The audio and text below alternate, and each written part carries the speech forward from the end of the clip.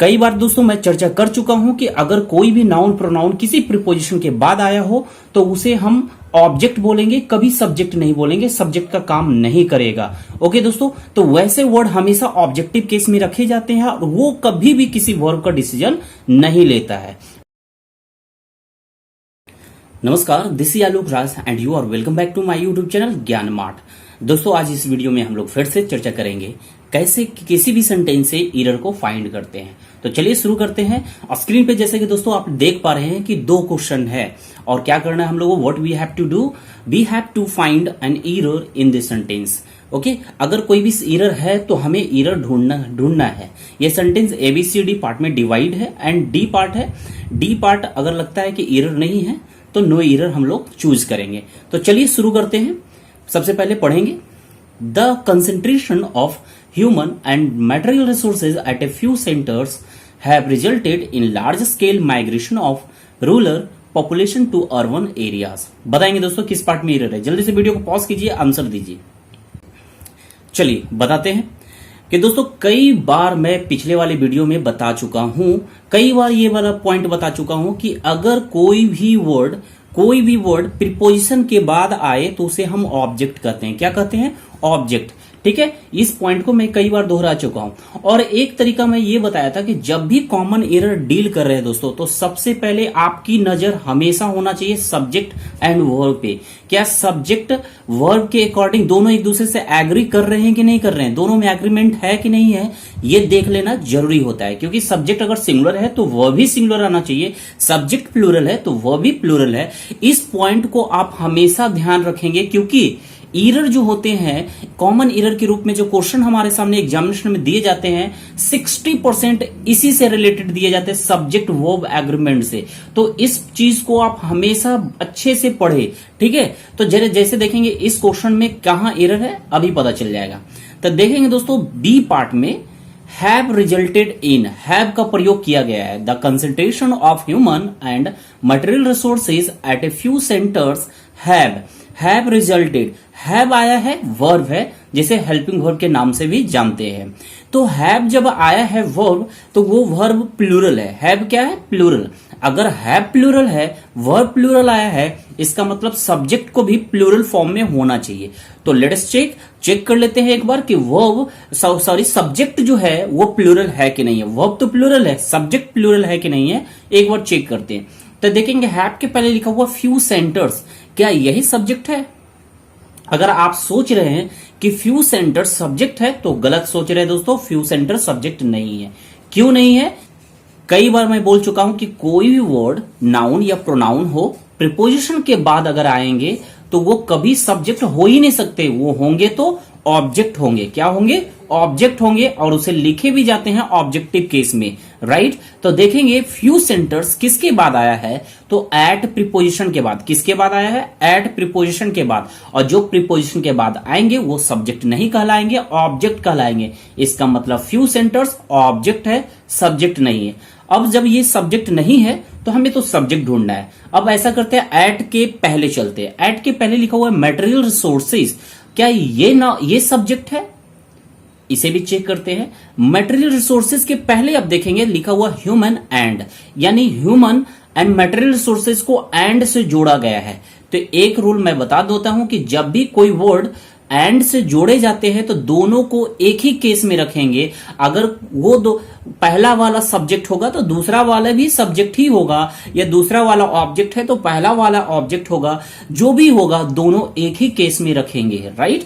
And से जुड़े हुए हैं तो ह्यूमन भी नाउन है एंड मटेरियल रिसोर्सेज भी नाउन है, दोनों नाउन है। बट ये किस केस में होंगे? एक सब्जेक्ट एक ऑब्जेक्ट होंगे, या दोनों सब्जेक्ट होंगे, या दोनों ऑब्जेक्ट होंगे? किस में रखेंगे? तो मैं बोल दिया दोस्तों कि जब भी एंड से दो शब्द को जोड़े जाएंगे तो दोनों का केस समान होगा, राइट। तो एक बार यहां से तो हम लोग डिसाइड नहीं कर पा रहे हैं कि ह्यूमन सब्जेक्ट है कि ऑब्जेक्ट है, राइट। तो ह्यूमन के पहले जरा देखेंगे ह्यूमन किसके बाद आया है, तो ऑफ के बाद आया है, जो प्रीपोजिशन है। ऑफ क्या है? प्रीपोजिशन है। फिर वही केस कि प्रीपोजिशन के बाद जो शब्द आएंगे वो ऑब्जेक्ट होंगे, सब्जेक्ट नहीं होंगे। इसका मतलब ह्यूमन जो है वो ऑब्जेक्ट है, और जब ह्यूमन ऑब्जेक्ट है तो मटेरियल रिसोर्सेज भी ऑब्जेक्ट ही कहलाएगा। जब ये दोनों ऑब्जेक्ट है तो ये कभी भी वर्ब का डिसीजन नहीं करेगा दोस्तों। तो जब ये भी सब्जेक्ट नहीं रहा तो ऑफ के अब पहले चलेंगे। तो ऑफ के पहले देखेंगे लिखा हुआ है द कंसेंट्रेशन। क्या लिखा हुआ है? The concentration. अब ये शब्द आया है, नाउन है, और ये नाउन क्या किसी भी प्रीपोजिशन के बाद आ रहा है या किसी भी वर्ब के बाद आ रहा है? नहीं ना। अगर कोई भी प्रीपोजिशन के बाद नहीं आया है, किसी भी वर्ब के बाद नहीं आया है, तो इसका मतलब है इस सेंटेंस का सब्जेक्ट यही है। और वैसे भी इस सेंटेंस का सबसे पहला शब्द है कंसंट्रेशन, तो सब्जेक्ट यही होगा। क्या होगा? सब्जेक्ट यही होगा। जब ये सब्जेक्ट है दोस्तों, ध्यान रखेंगे, जब ये सब्जेक्ट है तो इसी के अकॉर्डिंग वर्ब आएगा। तब कंसंट्रेशन का फॉर्म देखेंगे सिंगुलर है या प्लूरल, तो ऑफ कोर्स ये सिंगुलर है। तो जब ये सिंगुलर है तो वर्ब कैसा आएगा? सिंगुलर है। इसका मतलब हैव नहीं, हैज चाहिए। बी पार्ट में हैव नहीं होगा दोस्तों, हैज का प्रयोग करेंगे, तो हैव को रिप्लेस कर दीजिए हैज में, क्योंकि हैव प्लूरल होता है एंड हैज सिंगुलर होता है। ओके दोस्तों, समझ में आ गया? आ गया है तो एक लाइक जरूर कर देंगे। ओके, चलिए अब आगे देखते हैं, move to the next. Next देखते हैं क्या है। नेक्स्ट है हमारा the political candidate talked as if she has already been elected to the presidency. बताएंगे किस पार्ट में एरर है? चलिए, एरर है हमारा बी पार्ट में। अब एरर क्या है अभी नोट करेंगे।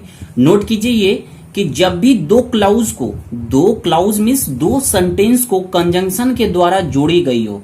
किस कंजंक्शन के द्वारा? जब भी दो क्लाउज को as if, as though, if only, I wish आदि से जोड़ी गई हो दो सेंटेंस को, तो आपको ध्यान रखना है कि इनके बाद, किनके बाद? As if, as though, if only, I wish के बाद जो क्लाउज आएंगे, जो सेंटेंस आएंगे, वो हमेशा पास्ट टेंस में रखे जाएंगे। किस में रखे जाएंगे? पास्ट टेंस में। तो जरा देखेंगे, एज इफ आया है और एज इफ के बाद जो सेंटेंस आ रहे हैं सी हैज ऑलरेडी बीन, क्या ये पास्ट टेंस का है?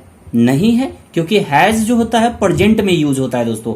तो ये हैज प्रेजेंट का है, तो इसलिए पास्ट टेंस में नहीं है। तो हमें क्या करना है?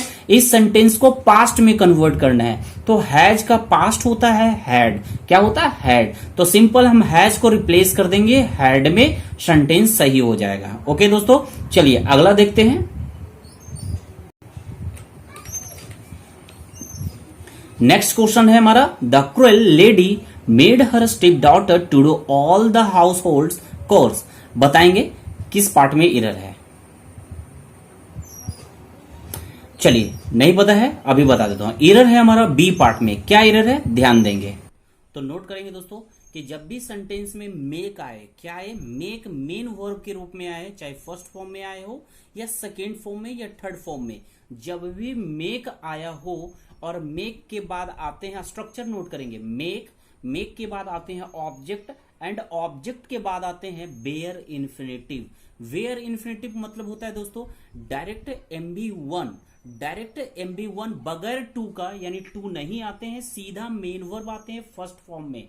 स्ट्रक्चर क्या मैंने बहुत बताया कि मेक का कोई भी फॉर्म चलेगा, चाहे वो मेक हो, मेड हो, पास्ट के लिए मेड इस्तेमाल करते हैं, राइट, या मेकिंग हो, कुछ भी हो, मेक आएंगे। मेक के बाद सीधा ऑब्जेक्ट आते हैं, एंड ऑब्जेक्ट के बाद bare infinitive. Bare infinitive means कि मेन वर्ब फर्स्ट फॉर्म में बगैर टू के, यानी टू नहीं होना चाहिए। तो एरर यही है बी पार्ट में कि देखेंगे मेड है, ए पार्ट में आया है मेड के बाद ऑब्जेक्ट बन रहा है हर स्टेप डॉटर, ऑब्जेक्ट है, एंड ऑब्जेक्ट के बाद मेन वर्ब आया है टू डू, जो टू लेकर आया है दोस्तों। यही मिस्टेक है, गलती यही है, टू नहीं आएगा, सीधा बेयर इन्फिनिटिव का प्रयोग करते हैं, यानी सीधा MB1 का, यानी डू होगा, टू को हटा देंगे। क्या करेंगे?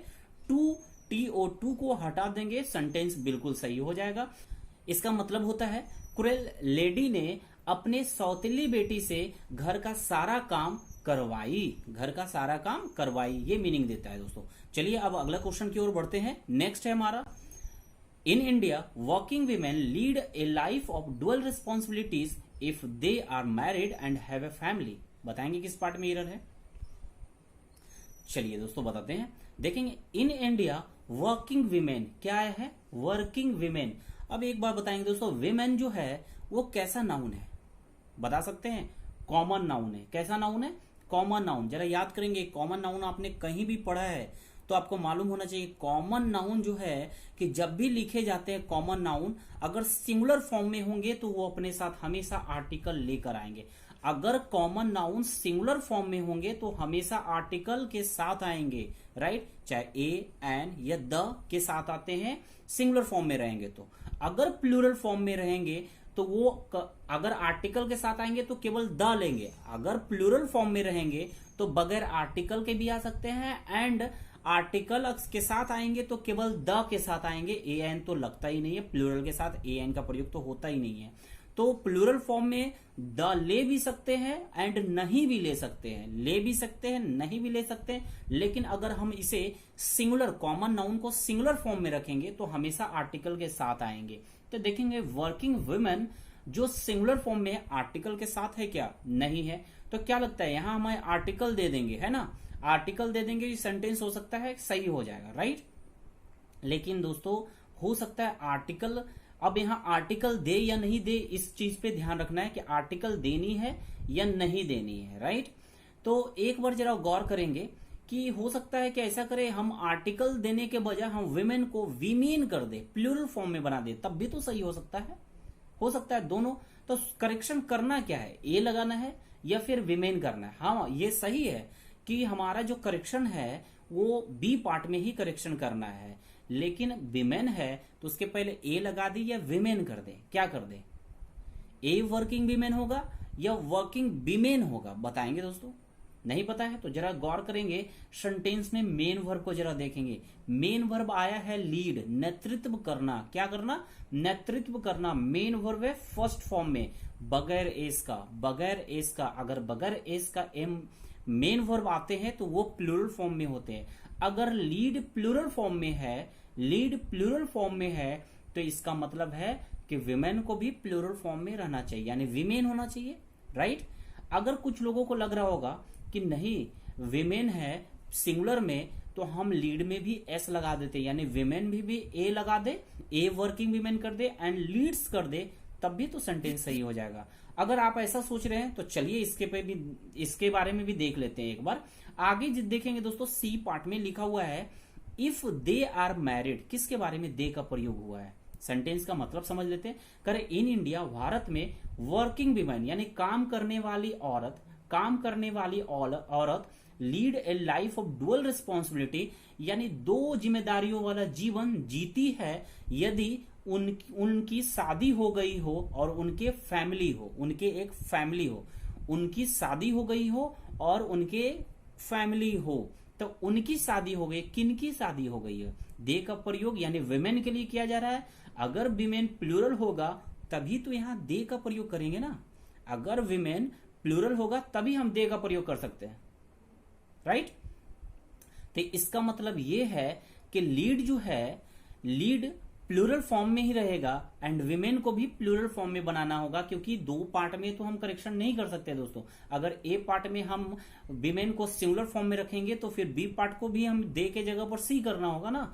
तो दो पार्ट में हम करेक्शन नहीं करेंगे, इसका मतलब विमेन को ही सीधा हम प्लूरल फॉर्म में कर देंगे विमेन, तो बिल्कुल सेंटेंस सही हो जाएगा। ओके चलिए अगला देखेंगे एंड आज का last question, the company have thousands of customers happy with its service. बताएंगे किस पार्ट में एरर है?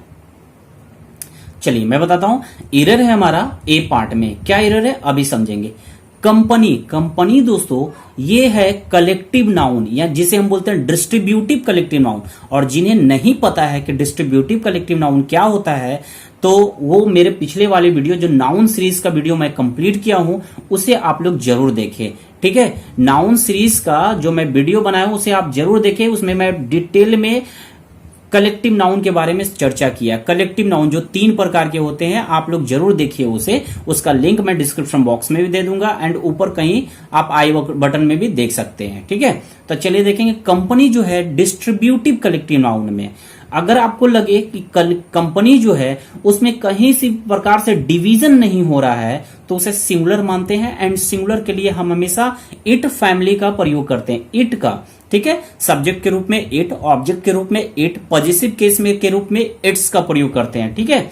अगर प्लूरल मानेंगे जब इसका डिवीजन हो रहा हो और तब इसके लिए हम दे का प्रयोग करते हैं, देम का प्रयोग करते हैं एंड दियर का प्रयोग करते हैं केस के अकॉर्डिंग, ठीक है।